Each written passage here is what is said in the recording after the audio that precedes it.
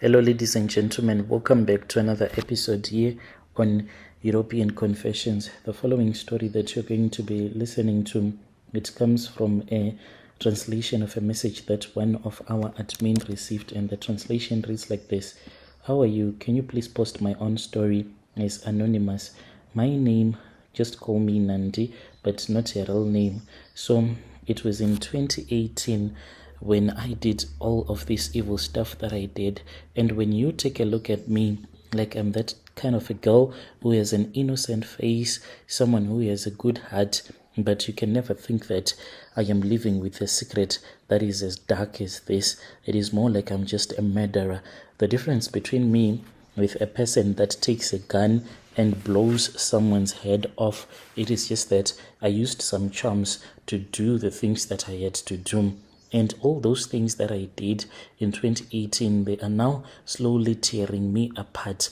This is my own story of how I became so greedy and how I became so desperate for his money when I saw that me being with him for the rest of his life, his kids did not want that, because I am as old as his youngest daughter. So they were fighting against me, claiming that I was just a gold digger, but I was falling in love with him and he was in love with me as well. They were supposed to give us that opportunity to live our lives together, even though he was as old as he was. I was living in Dubarn, surviving the only way that I knew how. I was working as a prostitute, always just there in the street, hustling, trying to scrape together enough money to support myself and to send back to my mom, especially in Eastern Cape, because I had a daughter who was staying with my mom. Like, life was really difficult for me, but I had gotten used to it, for it was my reality. Then that was when I met this man who became my blesser. He was an old man, quite an old man. He was very wealthy. The moment that he came to me one night when I was working in the street, he then said that he wanted a girl whom he could spend a night with. I went with him and he said that, take it as a job interview. I want you to show me flames. And indeed, when I was making love to him, I made sure that I used all of my energy, even pretending when I saw that his manhood was quite small. I pretended as if he was opening me up in ways that no man had ever opened me up. So he became my blesser. He would spoil me and he was very generous. He would ask me about how my mom was doing. I would tell him and he would tell me that everything was going to be okay. I was not supposed to worry that much because he was there to assist me, and I was more than happy with the way that he was giving me money. Yes, indeed, we could experience some challenges in our relationship, but who does not experience challenges in their own relationships? The only problem was that his kids, especially the daughters, as for the boys, they did not care. They liked the idea of having a stepmom who was like way younger than they were. I don't know why they liked me so much, but as for my blessed daughters, they did not like me at all. They will send me threats, threatening me, telling me that if I kept on speaking with their father, then it meant that they were going to do whatever that they could to make sure that me and him were going to break up.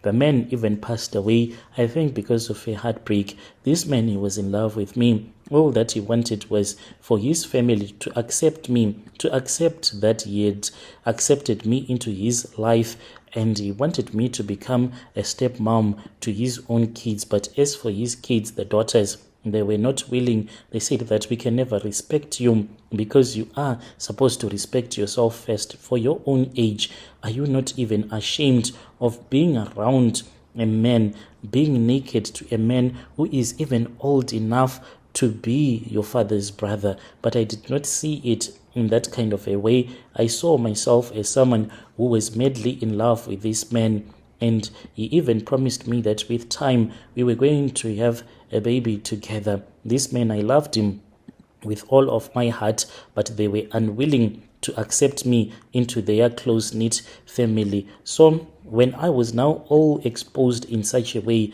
I did not know what else to do. That was when I told myself that it was far much better for me to find other means to make sure that this man can become mine like forever. That was when I heard that there was this other person who could assist me, just a simple love potion. What I was fighting for in that moment was I wanted this man to marry me before he could pass away. I saw that this man, he was in his old age and he was about to die. That is the truth. So I quickly went to this other Sangoma, and that Sangoma told me that they could give me some charms, but little did I know that some of these charms that I was going to be given, these were the charms that were going to kill this man. That information was not made known to me. All that I had to do was to mix the charms in his drink, and it was there to distract him, to make him to love me. The next time that I was with him at his penthouse,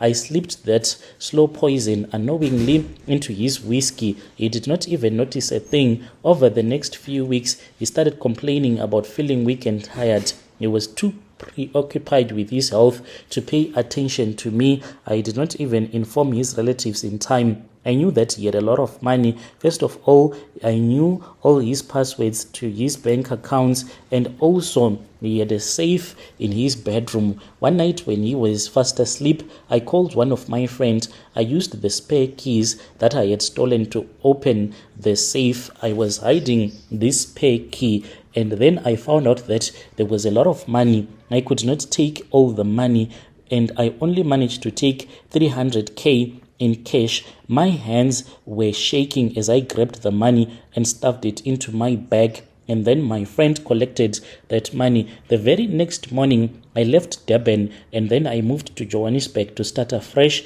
I rented a small apartment with my friend, bought new clothes, started enjoying life. I convinced myself that this man, he was about to die anyway. Since I had been keeping him busy all of that time, this was my own money, since he was never going to marry me. A few months after I had left Dubarn, I heard through some friends that my blesser had passed away. And then when I heard the news, it was like when the floodgates of hell were opened up. One day, I had gone to the mall. When I returned back, that was when I found him sitting in the chair looking at me. He was in the kitchen, and he said, "Oh, Nandi, you thought that you would escape me."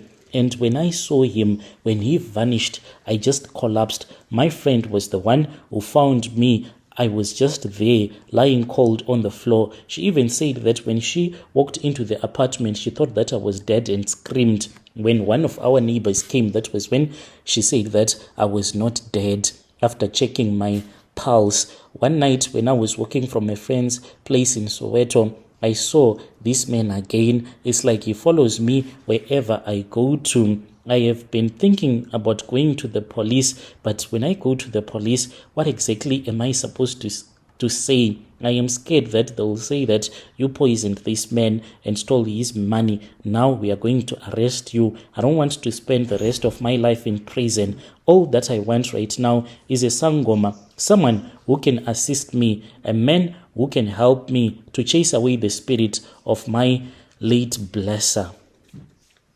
Dear listeners, right there was a message that was sent to me by one of our admin who helped us with this translation. Strange things indeed, they do happen in this world. Yo.